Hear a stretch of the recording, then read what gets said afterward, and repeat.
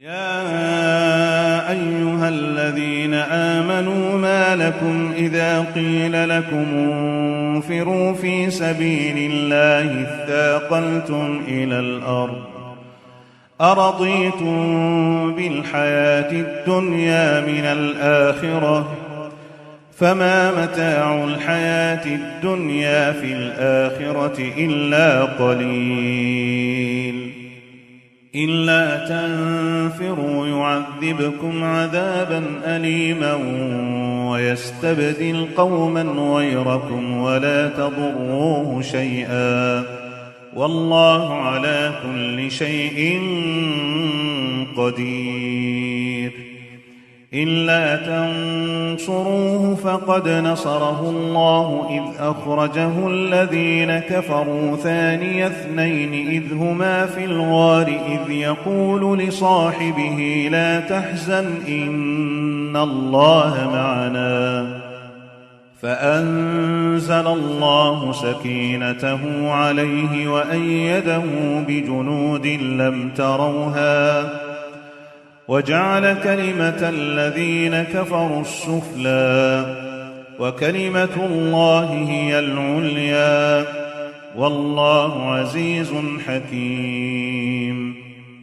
انفروا خفافا وثقالا وجاهدوا بأموالكم وأنفسكم في سبيل الله ذلكم خير لكم إن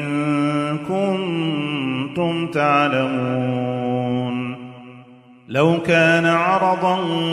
قريبا وسفرا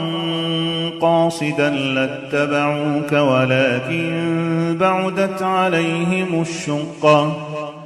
وسيحلفون بالله لو استطعنا لخرجنا معكم يهلكون أنفسهم والله يعلم إنهم لكاذبون عفى الله عنك لم أذنت لهم حتى يتبين لك الذين صدقوا وتعلم الكاذبين لا يستأذنك الذين يؤمنون بالله واليوم الآخر أن يجاهدوا بأموالهم وأنفسهم والله عليم بالمتقين إنما يستأذنك الذين لا يؤمنون بالله واليوم الآخر وارتابت قلوبهم فهم في ريبهم يترددون ولو أرادوا الخروج لأعدوا له عدة ولكن كره الله